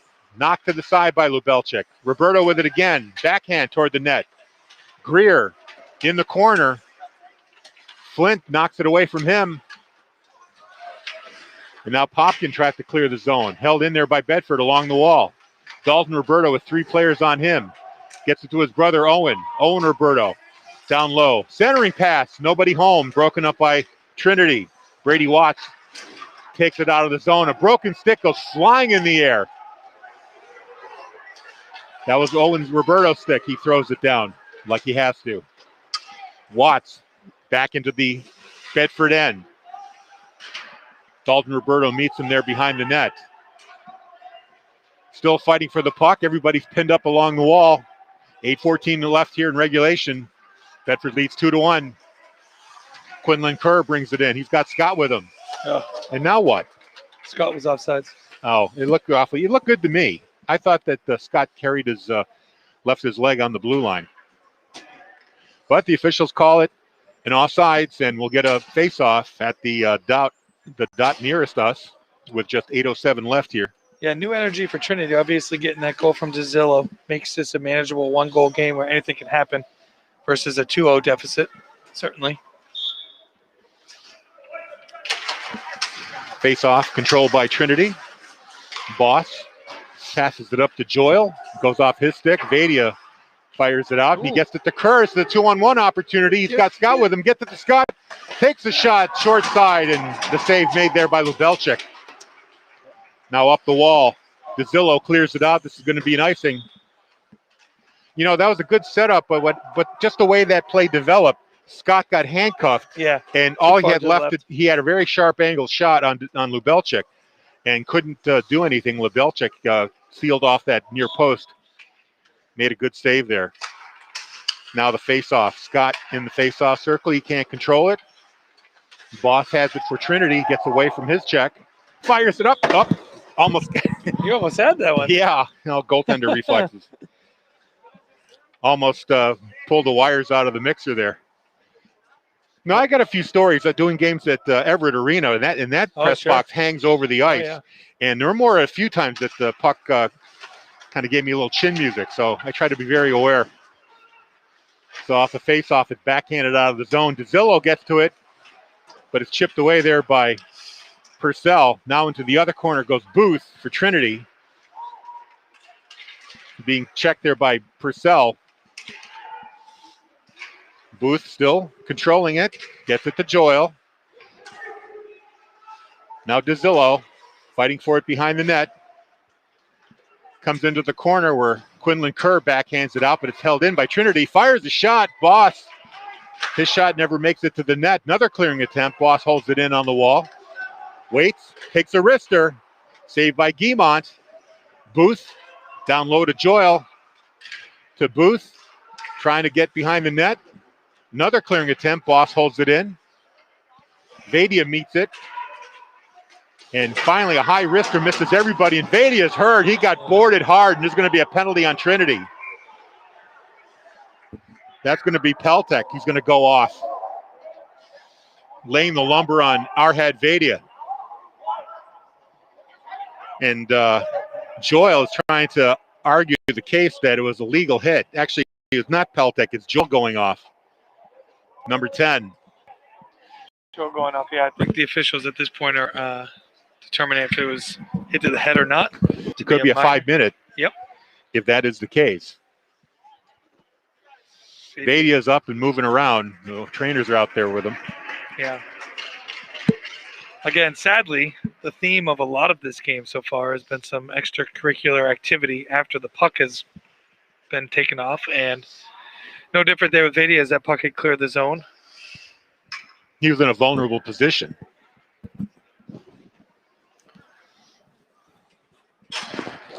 Our trainer Eric Gillan tended to him over there. 5-minute major. They're going to call a 5-minute major on Joyle. And with a 5-minute major, they serve the full 5 minutes, even if Bedford scores. So this is going to be a big opportunity for the Bulldogs, who have a 1-goal lead with 6:35 left in regulation. Yeah, certainly disappointment if you're a Trinity fan, but I think the right call is. That was a vicious hit. Yep. So Greer taking the face-off here. And Greer gets waved out of the face-off circle. They've been very picky about that. It's going to be DeZillo now against Roberto. DeZillo wins it, and he turns around and clears it all the way into the Bedford end. Greer chases it down. He's got Booth on him. Number 10, Joyle, 5-minute major. Funny bounce off the wall, and DeZillo couldn't quite play it. That was an opportunity that got away. And now here comes Bedford into the zone. Greer had it momentarily. He turns it over, and Popkin takes it out of the zone, but Bedford's able to recover. Roberto gets by his man. Takes another step, gets around to check. Roberto still with it. Leaves it for Kerr. Kerr at the face-off circle. Gets it to the point to Roberto. Back to Kerr. At the face-off circle, looking for a lane. Kerr winds up, hits the leg of Flint, and goes to the other wall where Greer has it. Greer to Kerr. He stops it with his skate, fires a shot through a bunch of legs. Lubelczyk saw it all the way and got his glove on it. We get a whistle here. 4:07 left in the 5-minute major to Joyle of Trinity. 5:42 left in regulation. Yeah, Purcell was trying to set up shop right in front of that shot and unfortunately got checked off the line, and Lubelczyk had a Easy, relatively easy save there. Off the faceoff, it goes to the point to Greer. Cross ice to Roberto. Faceoff circle. The shot there by Burke, stopped by Lubelczyk. Now back to Kerr. And what we got to have here? A cross check call against. Oh, they're going to call it on Bedford. They're going to call it on Purcell. Fighting for position in front of Lubelczyk. They're going to put him off for 2 minutes, which will nullify the power play for 2 minutes. There is still 3:55 remaining in the 5-minute power play, but for 2 minutes, the teams will play 4-on-4. Again, one of the things, officials clearly calling it a tight game. They have the whole way, so you'd like to think the student athletes would adapt to the game at this point and not necessarily. No, I think they're trying to tamp down some of the physical play and some of the emotions getting out of hand here. I don't blame them. No, and as players, I think they need to adapt to that at this point. So Bedford wins the faceoff, and Greer takes it and sends it out of the zone, broken up there. Telleter takes it back. Long shot on goal. Guimond knocks it away into the corner. Dalton Roberto bringing it out of the Bedford zone. Pass across. He misses the Will Scott, his partner, and went too far ahead of him. Now Brandon Boss turns around, carries it out for Trinity. Brandon Boss, 1-on-3. Puck gets away from him, and now Thornton comes back, leaves it there for Dalton Roberto. Roberto into the Trinity end. He fans on his shot. Scott goes behind the net, leaves it for Roberto, looking for a man to center it to. Thornton at the point. Across to Greer, just 4-on-4 here. Greer takes a shot, hits a leg. Held in by Dalton Roberto at the other point. Back to Greer. Now Roberto, the wrister, hits Palmater, and he's able to clear it out. 3 minutes remaining in the 5-minute major, 1 minute remaining in the penalty to Purcell, and that's going to be an icing since both teams are playing 4-on-4. Other Division I action happening right now after 2 periods. Pinkerton and Londonderry are tied at 4. That's in Region 1, which includes Salem and Windham.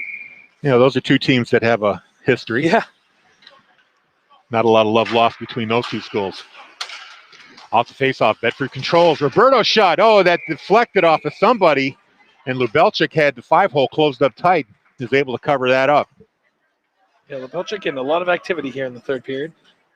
Both goalies solid today. On the faceoff, Bedford wins it again. Roberto at the point. Sends it down low to Kerr. Too far, though. Popkin's going to catch up to it in the corner. Now he gets away from him. And La Rochelle sends it back down low. Where Flint sends it up. Tried to hit the Zillow. Too far. Goes right to Guimond. He puts a glove on it. 34 seconds left in the 4-on-4. That's when Purcell comes out. 2:29 left on the 5-minute major to Jordan Joyle of Trinity. And 4:04 left in regulation play. 2-1 is the score. Bedford up by 1. Goals by Kerr and Dalton Roberto. And DeZillo the scorer for Trinity. There's a shot on net. Hits a leg. Now inside tight. Backhand saved there by Guimond. That was Booth with that attempt. Great opportunity. Guimond shut the door. Now back in the Trinity end. Puck goes up the wall. O'Connor controls it for Bedford. Gets away from a check. Takes a shot on net. Lubelczyk goes into the corner. Now Popkin trying to get away from his man. Kerr takes it over from Bedford. La Rochelle with it at the mid-wall. Back down to Kerr. Being watched by Popkin. He takes a check, but still with the puck. Bedford back to full strength now, so man up. La Rochelle tried to get it the other way, but instead it's cleared out by Trinity. 3:15 to go, 1:39 left in the power play. Bedford back on the power play now. 5-on-4. Luke Morris fanned on it, but luckily Roberto was able to play it, or Greer. Kerr leaves it for Greer. Along the blue line to Owen Roberto. Back up to Greer. 1:20 left in the power play. Shot by Kerr. Get it. It misses everything. Bedford's got to clear the zone. Nobody was at that point. Greer to Kerr. Pass inside to Roberto. Gets away from one check. Behind the net, Roberto looks for a lane. Wheels around to the face-off circle. And the centering pass misses Greer. Guimond comes out to place the puck for Greer as he comes back. He's got Palmater on him. Now Brady Burke with Roberto. Greer bringing it out of the Bedford zone. 48 seconds left in the Bedford power play.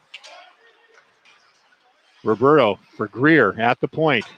Across to Kerr. Kerr had to stop it with his leg. Back to Greer. At the blue line. Waiting. Wrister. Knocked away by Lubelczyk. Kerr takes it back. Gets it back up to Greer. Gets it to Kerr in the faceoff circle. Kerr waiting, looking. To Greer, the high shot. Stop again, or it hit a body. Roberto fighting for possession. Controls it. Greer has it. 15 seconds left in the power play. Gets it back to Greer. His shot. Save Lubelczyk. Turnaround shot by Roberto is stopped by Lubelczyk. He's in the corner. 5 seconds in the power play. Bedford still controlling. Greer. Power play's over. Gets it to Kerr. Kerr waits. Fires a shot. Stop and save. And Trinity kills it off, but Bedford still controls it. Now they finally get it out of the zone. And it's fired back into the zone. Bedford's got to clear out. 1:22 left. 2-1 score here. Trinity needs a goal to get this into overtime. Now Will Broward fires it into the Bedford zone. Goes behind the net. O'Connor meets it there. Gets away from a check. Fired up the wall to Thornton. He can't play it. Now he gets it back. Thornton still with it. High shot.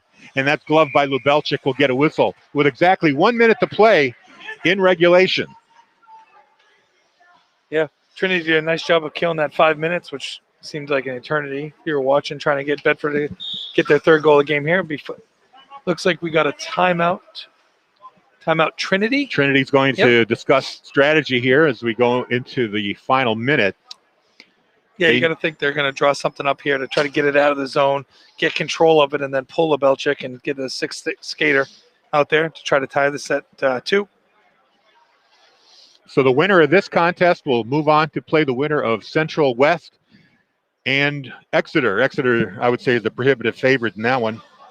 Yeah, you got to like the chances of Blue Hawks there, which would mean the winner of this one most likely is heading east on 101 to the rinks on Saturday to take on Exeter, who's arguably one of the best teams in the state. We've seen it firsthand. Yeah, we lost 3 in a row to them. Yep. So if Bedford hangs on and wins, they're going to have a tall order taking on the Blue Hawks on Saturday. Really exciting tournament across the board, though, when you look at the quality of teams with Salem, Concord, Exeter, BG. Certainly these two, Bedford, Trinity, really strong teams. Pinkerton with a modified schedule, but proven they've got some talent on that team. It should be a fun tournament over the next 2 weeks. Yeah, Trinity's fortunate. Pinkerton's fortunate they've been able to play some of their sports. I know a few of them. I think it's girls basketball. Unfortunately, girls basketball called off. Yep, last week. Yeah, I mean, that's an unfortunate reality right now, and there's no time for quarantining, so pull yourself out of the playoffs. Face off in the Trinity end, controlled by Kerr.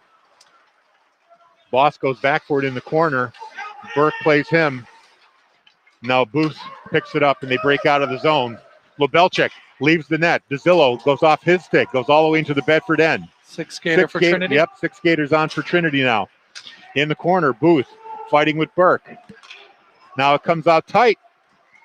That was DeZillo trying to wrap it into short side, but Guimont pressed up against the post. Left them no room. Get the whistle. 34.7 remaining here in regulation.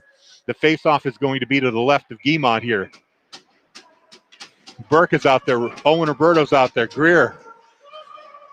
Will Scott. Off the face-off. Shot from the point is blocked. Oh.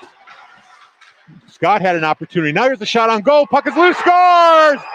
Booth is able to put in the rebound. It's all tied up. 6 skater. What a swing of, Will Scott had the chance to fire it at an open net. Couldn't control the puck. Trinity takes over, gets a shot on net. I didn't see who shot it. But then the rebound comes off of Guimont, and Booth was right there to knock it in. They tied it up with 26.7 seconds left. Yeah, 6 skater proven. Unfortunate for Bedford, unable to clear the zone there. At least just get it out of the zone. But so face off, fired in, controlled by Trinity. Dalton Roberto tries to get it out of the zone. Can't. There's a shot that flies out of zone. Nope, it actually stayed in. It was a high shot, but stayed in the net, inside. Now here's a chance for Roberto on a breakaway. Takes a shot. Rebound blocked. Great chance there by Dalton Roberto. Now another one coming to Dillo here. They're going to say this is offsides or icing. Icing, yeah. Yeah. Roberto found some light there. Great catch on a pass. From his brother. Yep. He found him. The long pass caught him at the blue line. He was able to get in, get one shot off, and then the rebound got blocked. Lubelczyk was a little bit out of position. Just 1.7 seconds left here. Roberto against Booth on the face-off. He ties it up, and that's going to be it. Oh, I see. They put six skaters on the ice. They sent Guimont to the bench so that Bedford had the extra attacker. With 1.7 seconds, try to get an extra man out there for the shot. But instead of calling it a game, it's going to be overtime. And we're going to take a little breather here. Yep. Playoffs, collect they do clean the ourselves. sheet. So we'll have an intermission here where the Zamboni comes out and gets the sheet for 15 minutes or golden goal. So Quinn Booth with the tying goal with 27 seconds remaining in regulation. And we are going to another period here at JFK Arena. Exciting action. Hope you're enjoying it on BCTV and Bedford 105.1. We'll throw things back to the radio station for a little bit, about 10 minutes, and we'll come back with overtime action. 2-2, Trinity Bedford. You're watching BCTV and listening to Bedford 105.1.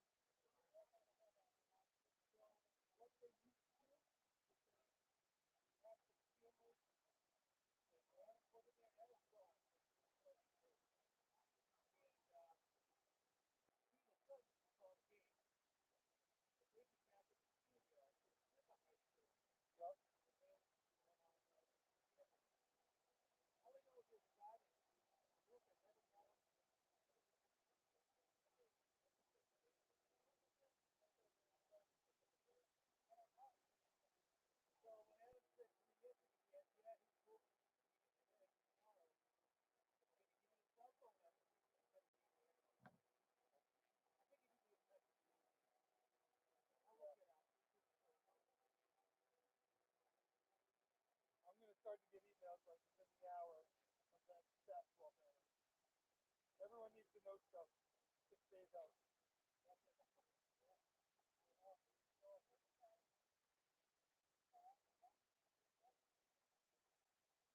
No. It's all good. Maybe. It's all good.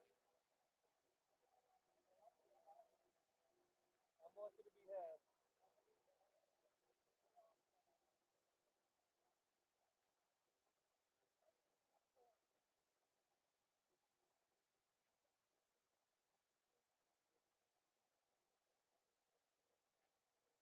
Okay.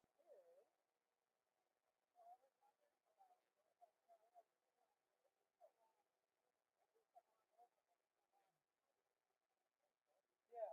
We got time out. We can't that is so good. That's the key aspect. No. There is no. No. There's never happened. I've heard this before. Is that same as the one for the actual game? That's what we see. So this is closest we can get to it. What we have to do is build complication. This one is like, yeah, you can look at the zero. Also go keep the clock. Talk about keep the clock handled. Yeah. Yeah.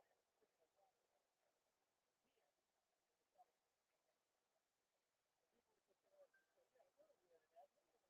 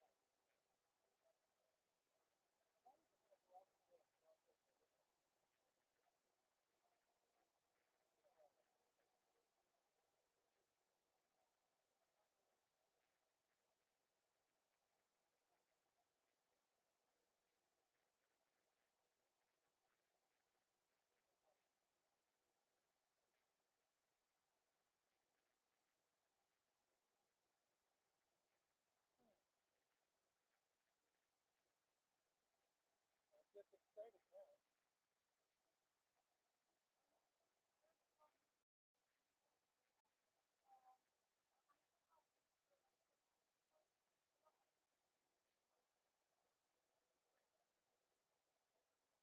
Yeah, that's empty dinner world. I want people to grab that. But we haven't made anything easy all year long.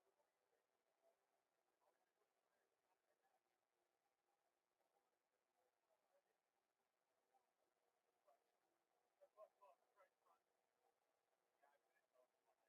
See what happened over to Alma Mater yesterday? That highway? The vaccination was taking place? So they had like vaccines out there. Winchester. I like cancel it. So all the people were like, everyone over there for a vaccination. I had to wait 2 hours. I couldn't get there. Get people to register. So 50 stops going up ready to go. Here, you hear that Speedway is going to do over 2 day period? I think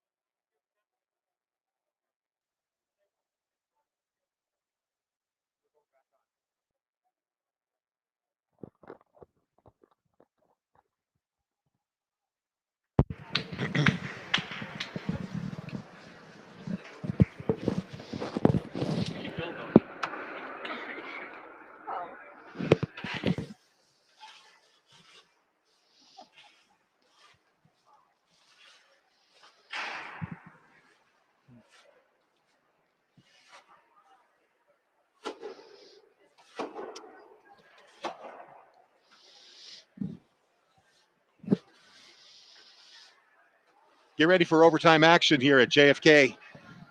Late goal, 27 seconds remaining with the extra attacker on the ice. Tied it all up. That was Quinn Booth with the equalizer that saved Trinity's season. Now we'll see who will go on. Next goal is the winner. Next goal will go on to Saturday. Yeah, arguably one of the most exciting spots in sports here is the golden goal concept in hockey. Is you never know when it's going to come, and be interesting to see how the Bulldogs come out of that. Obviously deflated a little bit there to finish off the third period as Trinity tied it up. So really interesting thing for a 16 to 18-year-old person right now to keep their emotions in check, start playing the game again, and see which team can do that the best here as we start the period. This is where having a coach like Marty Myers really pays off. A guy like him who's seen it all, done it all. Bedford's been in these situations before. He probably got the guys in the locker room and settled them down and said, forget about what happened, forget about that goal, just make sure you get the next one. Yeah, again, you try to bring the heart rate back down to where they should be. Kids believing and being confident in their abilities and their teammates and winning the face-off and get going right from the get-go. And we're going to drop the puck here momentarily. 15-minute overtime period, but the next goal ends the game. All tied up at 2. Bedford and Trinity. Booth, the goal scorer for Trinity, against Brady Burke, the captain. Bedford going right to left. Trinity fires it into the Bedford zone. Dalton Roberto chasing it down. Joyle on him. Takes a hit. Now up the ice. Broken up here. Here's a chance for Trinity. Fires a shot. DeZillo, point blank on Guimont, made the save. And that's what we're talking about, a collective sigh from half the audience here on that one. Certainly is Guimont on his game as the blunder by Bedford trying to clear the zone. Zillow with a great opportunity there. Face off to the left of the keeper. Here's an opportunity for a 2-on-1. Here's Roberto with Kerr, 2-on-1. Roberto, shot! Yeah! Roberto over the shoulder of Lubelczyk. Makes it, not ties it, he wins it. 3-2. As we just were saying, literally the emotional roller coaster of an overtime game. Winning the face-off, being able to break the zone. He had Thornton on the far right side. I'm thinking Lubelczyk might have thought he was going to go to Thornton. Nonetheless, a high wrister by Roberto wins it, one of the captains. A little bit of taunting there by Burke, and the official is telling him to knock it off. Well, you know, it's a shame to see anybody lose these kind of games. And this is the second time that Bedford has defeated Trinity in overtime this year. Yeah, one of the early games of the season. The 2-1 game was an overtime winner. So now they're going to have the handshake here. Yeah, what can you say? Just 22 seconds into overtime, and really just about 10 seconds after Anthony DeZillo had a point-blank shot from the slot on Shea Guimont. Well, they're not going to shake hands.